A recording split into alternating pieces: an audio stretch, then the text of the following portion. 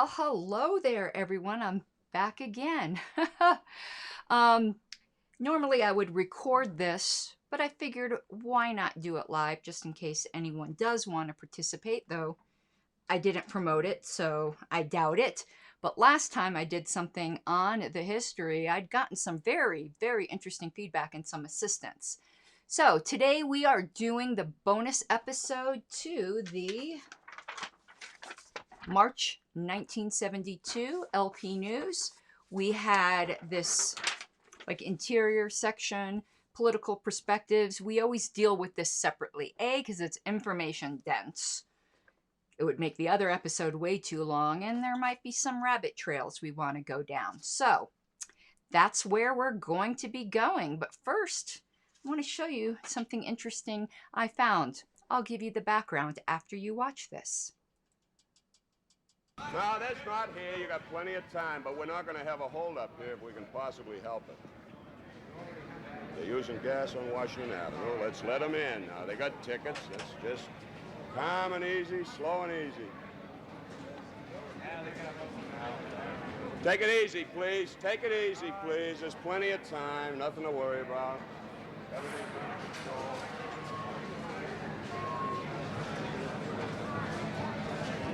Let's try to keep it slow and easy, one at a time.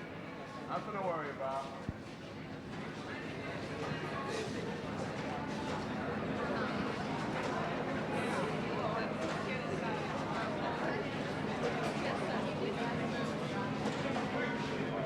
Get out of this thing. Don't point that at me, mister.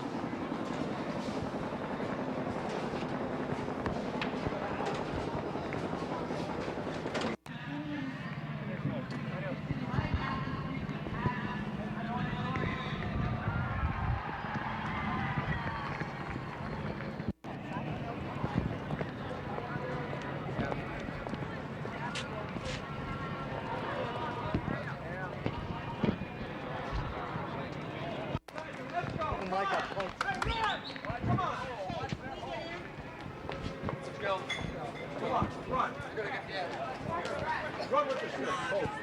Let's go. Let's go. Let's go. Run. Let's go. Let's go. Come on. Run. Let's go. Let's go.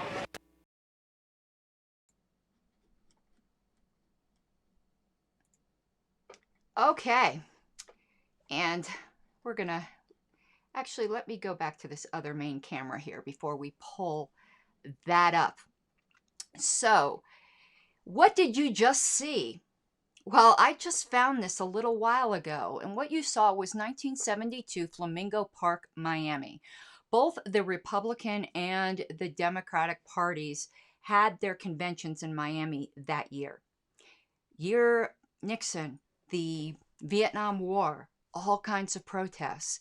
And what you saw were delegates waiting to get into the Republican convention, and outside, the police started gassing the protesters. And the Boy Scouts and the Girl Scouts, were doing their patriotic marches, and that was the police, herding the children away. And there's all kinds of just scenes of this. You may have heard the man in the beginning who was dealing with the people in line say right at the beginning, let's take a listen just to the very beginning again, because you might not have caught that. Whoops, hold on one sec. I had it on mute. Let's start this again. I put it on mute because I had went to me. So hold on, let me put this back. Just listen carefully to the very beginning. No, that's not here. You got plenty of time, but we're not going to have a holdup here if we can possibly help it. They're using gas on Washington Avenue. Let's let them in. Now, they got tickets. Okay. He said they're using gas on Washington Avenue. And so he was trying to keep the delegates calm. So you think our conventions are exciting. So this is the time frame we're dealing with, that there's a lot of unrest in our current time, which I think is the most analogous to that time. But I think it's very interesting to bring ourselves back. And plus all the fashions, those were a hoot, weren't they? So with that backdrop, we're going to go through the political perspectives section here. So let's pull that up. And like I usually do, I'll pull it up so you guys can read along. But we generally just read it and talk about it. And if anyone has anything on topic to contribute in comments, I would be more than happy to deal with that.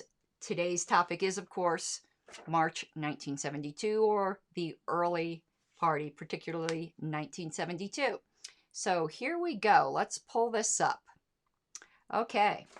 And I'm going to be going from my copy here. So political perspective 2, the return of horrible Hubert. Now, I didn't know too much about this time, so I did a little bit of research before coming here to you guys. And please give me input if the mic isn't loud enough, because I did move it up and got a new one, and I want to make sure my levels are well. So, horrible Hubert. Hubert was the vice presidential campaign in the late 60s with, I'm forgetting the name of the person he was vice president to. Sorry, I was just reading all this. But he flip-flopped. For a while, he was in active opposition to the president when he was vice president as to whether or not the Vietnam War was justified. And then under pressure, he flipped to supporting it and then flipped back. It seems to me for most of his time he was opposed to it. So I'm really not too sure why he's called Horrible Hubert here. But I am sure, was it Eisenhower? You know, it's bothering me that I can't remember since I just read it. So let me pull that up again to see if I can find, once again, who was the president. And we're talking 1968. So Hubert Humphrey. Let's see here, because there were some really good articles. The Tragedy of Hubert Humphrey. Looks like the New York Times, where I got a lot of this information from. Lyndon B. Johnson. That was it. Let me see. Stephen Johnson says, Mike sounds good, but one thing that has caught me out is commenting on your own profile, and this is the one you see. Yeah, it isn't entirely clear yet. I think which one are you commenting on? I think the one I see is my secretary page. I also will always see if you comment on YouTube, because this is primarily streaming over YouTube and only secondarily mirroring on Facebook. I usually acknowledge all on-topic comments. So if I haven't acknowledged anyone's comment, that's because I haven't seen it. So if I haven't seen it, go to either my secretary profile or my personal profile, whatever one you're not on, or the YouTube. The YouTube, I will always see it. All right, so let's go here. But this is after Hubert Humphrey. He's ending his term as vice president to Lyndon Johnson. And he now is seeking the Democratic nomination. And there was a good Wikipedia on Wikipedia. Yeah, secretary page I see. The other one I don't. Okay, I'll keep reminding people of that. I really appreciate that. Thank you.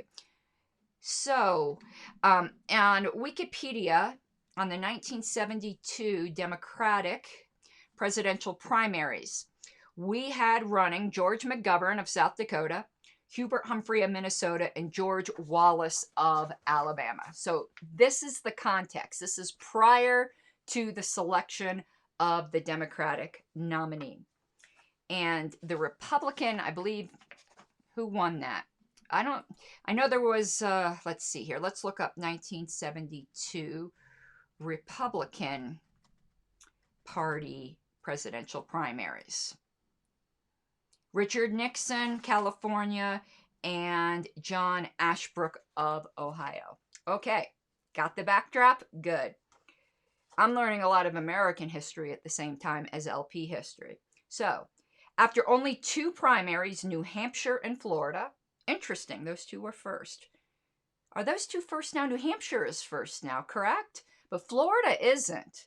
Several facts are already evident. First and least surprising is the fact that Dastardly Dick will have no difficulty in obtaining renomination as the GOP's candidate for president. McCloskey, who we talked about in our last bonus episode, has already withdrawn from contention. Oh, I should have read ahead. As we predicted in our last issue. While Ashbrook has failed utterly in his attempt to challenge Nixon from the right. For better or for worse, mostly for worse, Nixon's the one for the GOP, and the GOP can now be crossed off the list of vehicles which offer some hope for libertarians, probably forever. On the Democratic side, there is as yet no clear indication who will be the nominee. In a way, this makes very little difference to us because none of the likely choices is even remotely acceptable to libertarians. Nonetheless, some comments would appear to be in order.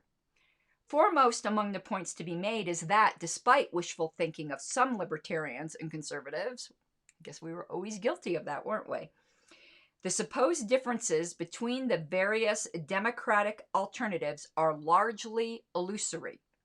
If one takes the trouble to peer beyond the bilious rhetorical clouds, what wonderful word picture, right? One finds that Muskie, Humphrey, Jackson, and Kennedy, to name but 4, have absolutely identical voting records on the 10 key issues used by the Review of the News. Must have been some publication then. Might need to look that up. To rate senators for the 1971 session of Congress. So much for the hoopla, promoting one or the other of these gentlemen as being a secret hope for truth and beauty. I just love the way we used to write. This is not to say that they are worse than Nixon. On balance, they probably aren't. But the choice we face between Nixon or one or another of these men is not one between John Galt and Attila the Hun. Rather, it is one between various versions of Wesley Mooch. You have to know Ayn Rand. If you know Ayn Rand, you'll know the character of Wesley Mooch. None of the Democratic prospects can even be rated fair by libertarian standards. They only vary in degree of poorness, ranging from mediocrity personified, the Trumanesque majority, to abysmal, George McGovern, the Senate's leading proponent of socialism and surrender, to ridiculous, Shirley Chisholm. Just a note to pause here. This is the early party. Do you think they were a fan of socialism, and would they think libertarian socialism is a thing? That's a rhetorical question. But enough of value judgments. What of viability? Well, to begin with, it seems almost certain that when the smoke clears, the Democratic nominee will be one of these 3 men, Muskie, Humphrey, or possibly Jackson. Hardly an appetizing array. And this writer will place his chips on Humphrey for the following reasons. Who did end up being the nominee? Let me see. I really do not know. Let's see. Anyone know in chat? Because I am going here, and they misspelled Shirley in here. Because Shirley has an EY. Who got it? Who got it? This isn't telling me. Here's the poll source. Wow. It is not even telling me very clearly. Review of the News was a John Birch Weekly. Okay, thank you. So it looks like, did Hubert Humphrey? He did get the nomination. That's the way it looks here. No, McGovern did, even though Hubert Humphrey had more of the popular vote in the primaries. Okay. Interesting. Because wasn't there there was an assassination attempt. George Wallace. Okay, here we go. So George Wallace ended up withdrawing because he was the subject of an assassination attempt. Okay, continuing. Mr. Muskie, once touted as the frontrunner, has stumbled badly, twice in a row. Unless he manages a miracle in the next few weeks, his star will continue to fade. And the prospects for a miracle are poor. Muskie, when all is said and done, is a dour and uncharismatic man from a small and uninfluential state. Which state did he just diss here? Was that South Dakota? Where was Muskie? No, Maine. I didn't think Maine was uninfluential. Okay, well, I guess we know how David Nolan felt. He lacks solid support in any of the four traditional mainstays of the Democratic Party: Labor, the South, the intellectuals, and the minority groups. McGovern, despite his surprisingly high showing in New Hampshire, also lacks any real power base. Indeed, it seems likely that the only reason he did well in New Hampshire was that the supporters of Humphrey, Kennedy, and Lindsay voted for him as a Stop Muskie move. Jackson, although popular with some Southerners and some of the labor bosses, lacks the big name, charisma, and funds to mount an effective campaign for any length of time. HHH, funny, isn't that the same with Hans Hermann Hoppe? That's who I think when I see HHH. Well, he has that in common with Hubert Humphrey. I don't know what his middle name is, but apparently it starts with an H. In contrast, is well known and can count on big labor to back him to the hilt. After all, he's been their errand boy for years. He's acceptable to the Southerners, witness his strong showing in Florida. Hold on a second, we'll go back to that in a second. Acceptable to minorities, and has zillions of old party debts to collect on. Okay, I'm from Florida. Florida is not, I know they're geographically in the South. They're not the South. Florida, is an entirely different animal. Like, when you think of the South, like Mississippi, Alabama, Georgia, Florida's the culture and everything. Now, maybe the panhandle of Florida you might consider the South, but certainly not South Florida. That is not the South. Sorry, it's technically located in the South, but it's not the South in culture. All right, back going. But what of Kennedy? It seems that Teddy has made up his mind not to go for the top this time, except perhaps in the case of a hopelessly deadlocked convention. Chappaquiddick, hey, the movie was just out, is still too fresh in the minds of the voters. Instead, according to reasonably reliable rumors, he wants the vice presidency, which would free him of his onerous Senate duties and allow him to gallivant. And they misspelled gallivant, I think. I don't think you spell gallivant I-V-A-N-T. I know. It's me and my grammarian. Around the cesspools of the world, and assure him of the presidential nomination in 76 or 80, when his chances of victory would be far better. So Kennedy has made a deal with HHH. According to many pundits, he'll keep out and work for Hubert behind the scenes in return for the VP spot. And it makes sense. Ted can't possibly run with Muskie. They're both New England Catholics. But a 4-year term under Hubert would suit him fine. And a 4-year term it is likely to be. For HHH is old. I wonder how old he was compared to the decrepit people we're electing now. Where did I leave off? He's old and more than willing to promise Teddy that he'll serve only one term, and then support Ted in 1976 in return for Ted's support now. Thus, it seems likely that HHH will pull it off, drawing on both his own resources and Kennedy's. It is not unlikely that HHH's, that's a tongue twister, fellow agrarian radical George McGovern is merely a cat's paw for Teddy, having been deployed for the purpose of siphoning votes away from Muskie. It's like nobody likes Muskie, poor guy. There are numerous ex-Kennedyites in the McGovern effort, and a lot of mysterious big money appearing to finance Lonesome George. So there you have it. Barring a coalition of Muskie, Lindsay, and Jackson against Hubert, it seems that the Cold War liberal has the best chance, and that we face a replay of 1968. Dick and Spiro versus Hubie and Ted. It's sort of like Godzilla versus the smog monster.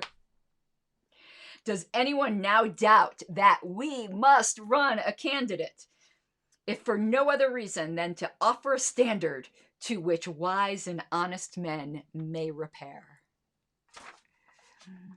That was entertaining, and I liked the end sentence. That term, to wise and honest men may repair. We don't use that term or phrase may repair anymore. It sounds very like Jane Austen, doesn't it? Let us repair to the sitting room, shall we? So that is it. Was just a short little bonus. Let me give you a preview. Let's get this off the screen here.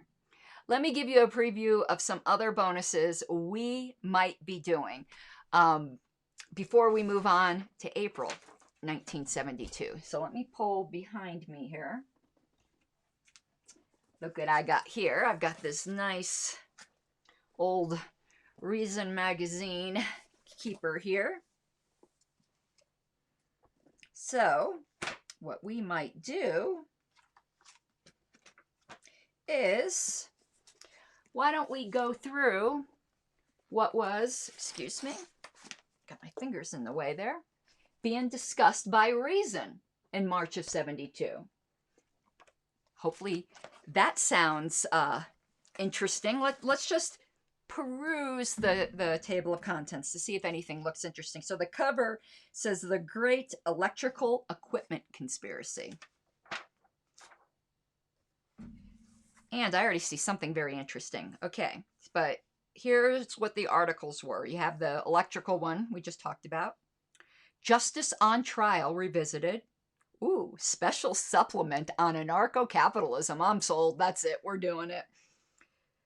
And it has several authors, and some for and some against. The one against is called Anarchaos. Alrighty then. And it looks like, yeah, they had longer articles then, because that's it. So I'll read through this issue, pick out the best stuff. If the anarcho-capitalism supplement isn't any good, we won't do that one, but otherwise we will. And let me see if there's anything else interesting in here. Subscription rates for $7.50 a year for Reason at that time. I'm looking for who was the editor, and I don't see it.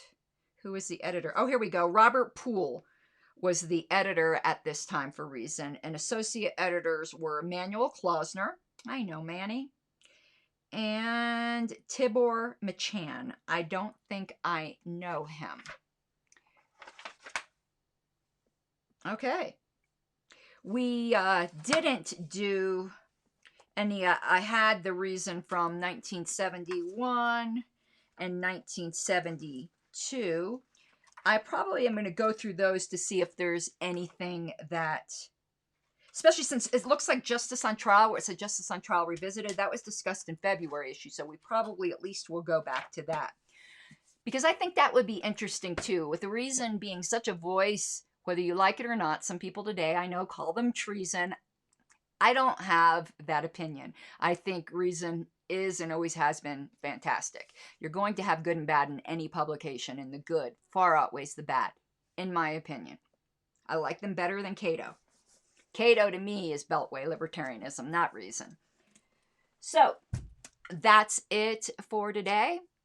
That was nice, short, and sweet, and I always give a moment for the chat to see if there's any on-topic comments that we can bring in. Otherwise, we will be done for the evening. And Stephen, I absolutely agree with you. Wordsmithing has had a serious decline. That is one thing I am really realizing in reading some of this.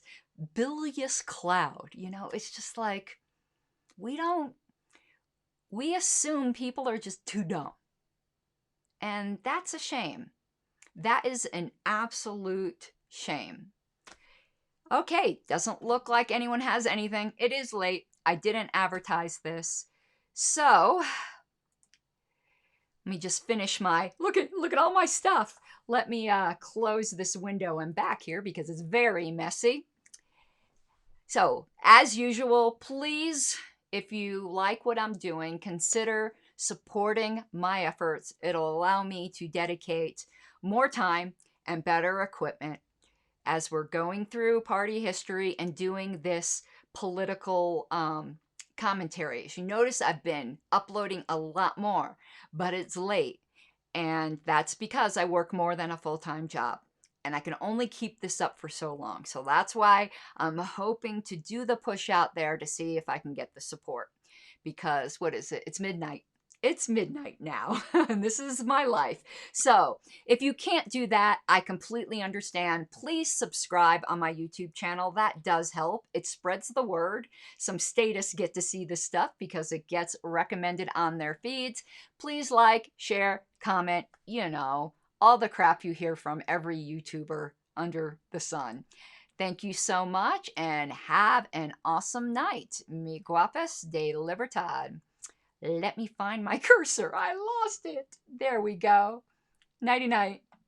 You gotta take what you're given, that's how we live it. Don't be mad at the system, it's simply how we've existed. I hear a lot of people talking like they politicians and choose to be an accountant because it's safe in the business.